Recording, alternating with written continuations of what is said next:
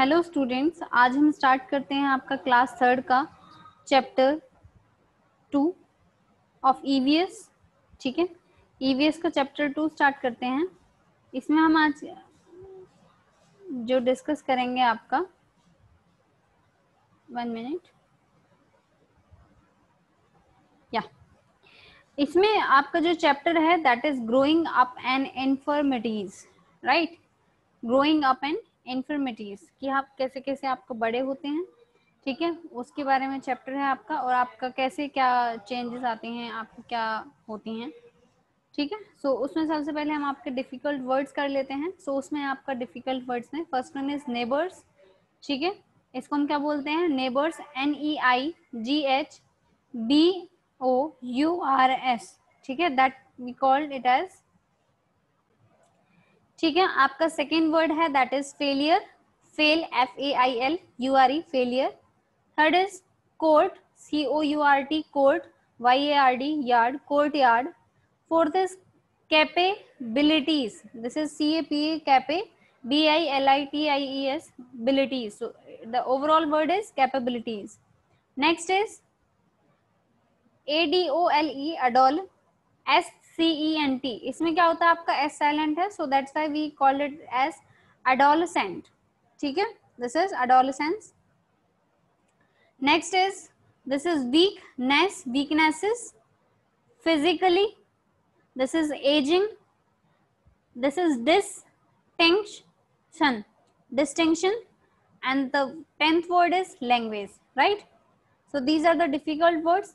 Now we will discuss the word meanings. Word meanings, first is communicate, this is COMMUNICATE, communicate, this is communicate का मतलब क्या होता है कि हम when we मतलब हम जब किसी दूसरे बंदे से, किसी दूसरे पर्सन से बातचीत करते हैं, when we try to talk to him, मतलब हम एक कम्युनिकेशन वहां पर सेटअप करते हैं, संचार करना, ठीक है।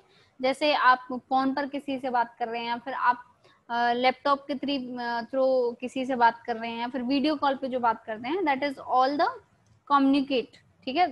नेक्स्ट इज साइंटिस्ट, साइंटिस्ट का मतलब होता है वैज्ञानिक, जो आपके साइंटिस्ट होते हैं, जो नई नई चीजों को मतलब उनका रिसर्च इन्वेंट करते हैं।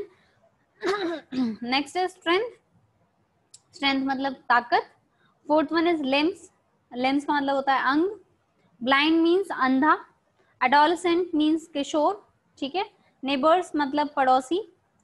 इसके बाद है विनर्स, विनर्स का मतलब होता है विजेता। कैपेबिलिटी क्षमता, मतलब कि आप किसी काम को कितना कर सकते हैं, दैट डिफाइन योर कैपेबिलिटी, ठीक है। नेक्स्ट इज स्पेक्स, स्पेक्स का मतलब होता है चश्मे जो आप पहनते हैं, जैसे आजकल बच्चों के लग जाते हैं। कोर्ट यार्ड मतलब होता है आंगन, जैसे आपके घरों का होता है या फिर स्कूल का आंगन होता है, सो ठीक है। फिजिकली मीन्स शारीरिक, ठीक है। इसी के हमको क्वेश्चन डिस्कस करने हैं यहाँ पर। So we have the questions here, answer the following question. Question number 1 is how do your capabilities different from one another. आपकी जो कैपेबिलिटीज हैं, मतलब हम हमारी, हाउ डू आर कैपेबिलिटीज, मतलब हमारी जो कैपेबिलिटीज हैं, चाहे मैं अपनी बात करूं या आपकी बात करूं, ठीक है, या फिर किसी थर्ड पर्सन की बात करूं, तो हम सब की जो कैपेबिलिटीज हैं वो एक दूसरे से कैसे अलग हैं। Answer is somebody can run faster, कोई कोई आपका क्या होता है, कोई कोई तेज दौड़ सकता है, कोई कोई खा ज्यादा सकता है, किसी का ड्राइंग में ज्यादा अच्छा इंटरेस्ट होता है, he can do well, he is well, he can do well in drawings, right. वो और कोई कोई क्या होता है कि वो उसका मैथ बहुत अच्छा होता है, ठीक है, और कोई स्विम अच्छे से कर सकता है, ठीक है। So all are the capabilities. कोई पढ़ने में अच्छा होता है तो कोई खेलकूद में अच्छा होता है। सो somebody can run faster, somebody can swim better, and somebody is better at the studies, right? Question number 2 is who are differently abled person. differently abled person होते हैं कि जिनको एक अलग कैटेगरी में रखा गया है, जो एक नॉर्मल पर्सन होता है उसका, उसके जितनी उनकी एबिलिटी नहीं होती है करने की, ठीक है, अकॉर्डिंग टू द एक्ट और द रूल्स। तो वो कौन होते हैं? डिफरेंटली एबल्ड पर्सन होते हैं आपके, जिसको हम डिसेबल्ड भी बोलते हैं। A person who who not have a hand or a leg or lost his eyesight is called differently abled person. वो पर्सन जिसका या तो हाथ नहीं होते हैं या फिर पैर नहीं होते हैं या फिर वो उनकी आई साइड नहीं होती हैं, तो उनको हम बोलते हैं differently abled person, right. Question number 3 is write a short note on Stephen Hawking. Stephen Hawking कौन है, उसके ऊपर एक शॉर्ट नोट लिखना है. So Stephen Hawking is unable to speak. जो स्टीफन हॉकिंग है, अनेबल मतलब कि जो उसका उस कार्य को करने में सक्षम नहीं है, ठीक है, जो उस कार्य को नहीं कर सकते हैं. They are unable to speak. Speak का मतलब होता है बोलना.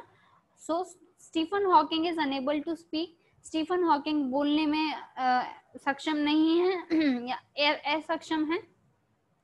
But he is great scientist, लेकिन वो बहुत बड़े साइंटिस्ट हैं सॉरी.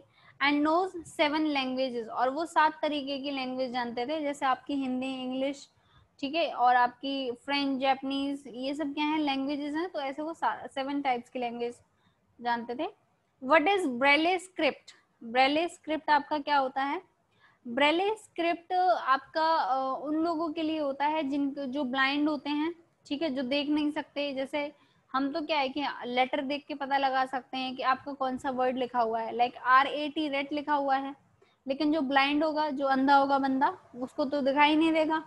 तो उन बंदों के लिए क्या है, एक आपका क्या होता है, एक थिक पेपर पर, ठीक है, वहां पर रेज्ड डॉट करके एक पैटर्न स्ट्रक्चर सा होता है, जिसको वो मतलब जैसे कोई ब्लाइंड है पर्सन, तो वो उन रेज डॉट्स को फील करके पता लगा सकते हैं कि वहां पर क्या बना हुआ है. A बना हुआ है, B बना हुआ है, C बना हुआ है, D बना हुआ है, ठीक है. तो इस तरीके से वो उन वर्ड्स को पढ़ते हैं.